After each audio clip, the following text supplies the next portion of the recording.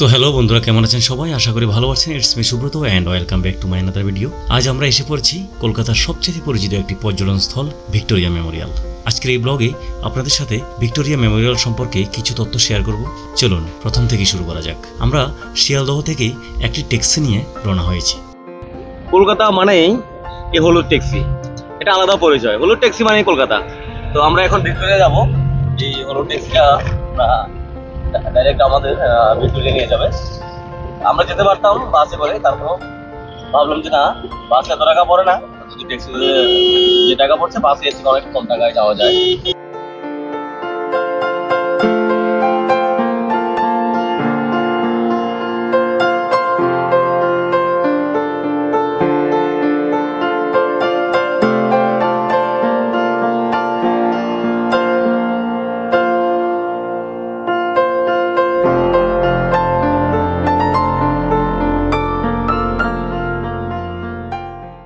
তো আমরা এখন আছি এসে পৌঁছে গেছি ভিক্টোরিয়ার সামনে।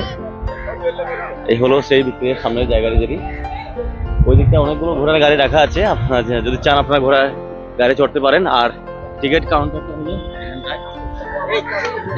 তো চলুন ভিক্টোরিয়া মেমোরিয়ালের টিকিট মূল্য সম্পর্কে আপনাদেরকে একটু বলে দিই। তো টিকিট মূল্য হলো আমাদের ইন্ডিয়ান যারা আছে তাদের জন্য 30 টাকা হলো গার্ডেনে ঘোরার জন্য, এবং আলাদা 20 টাকা দিতে হবে আপনাকে যদি আপনি মিউজিয়াম দেখেন। তো ধরেন 50 টাকা পার হেড। আমাদের পার্শ্ববর্তী দেশগুলো আছে যেমন আফগানিস্তান, বাংলাদেশ, ভুটান, মালদ্বীপ, নেপাল, পাকিস্তান অ্যান্ড শ্রীলঙ্কা, তাদের জন্য পাসপোর্ট যদি শো করে তাহলে ওনাদের জন্য পার হেড 100 টাকা করে মিউজিয়াম দেখার জন্য। আর আলাদা যে দেশগুলো আছে এদের জন্য 500 টাকা করে লাগবে। আর স্কুল স্টুডেন্ট যারা আছে যেমন ক্লাস 12 পর্যন্ত স্কুল ইউনিফর্মে যদি থাকে তাহলে ফ্রিতেই ঘোরা যাবে।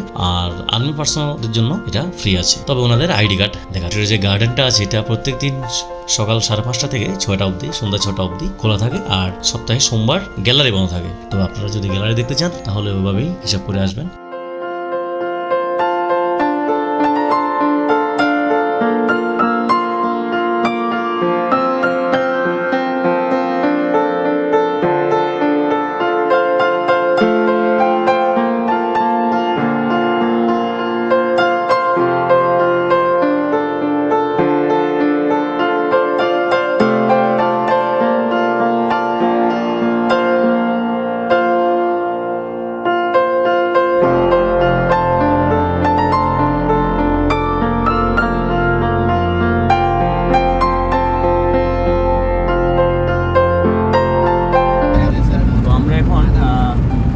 ভিক্টোরিয়া থেকে বেরোচ্ছি, দেখা যাচ্ছে হয়তো বা ভিক্টোরিয়া। এখন ভিক্টোরিয়া থেকে বেরোলাম।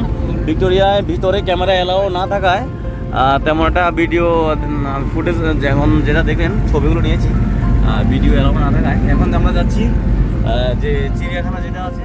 তো আজকের এই ব্লগটি কেমন লাগলো অবশ্যই কমেন্ট করে জানাবেন। আমি চেষ্টা করি কিছু ইনফরমেশন দেওয়ার জন্য, আপনাদের সাথে শেয়ার করার জন্য। যদি কিছু জানার থাকে অবশ্যই কমেন্ট করবেন, তাহলে আমি অবশ্যই রিপ্লাই দেওয়ার চেষ্টা করব। আর আমি বরাবরের মতোই বলবো, আমার চ্যানেল যদি নতুন হয়ে থাকেন অবশ্যই চ্যানেলটিকে সাবস্ক্রাইব করে অল নোটিফিকেশন ক্লিক করে রাখুন।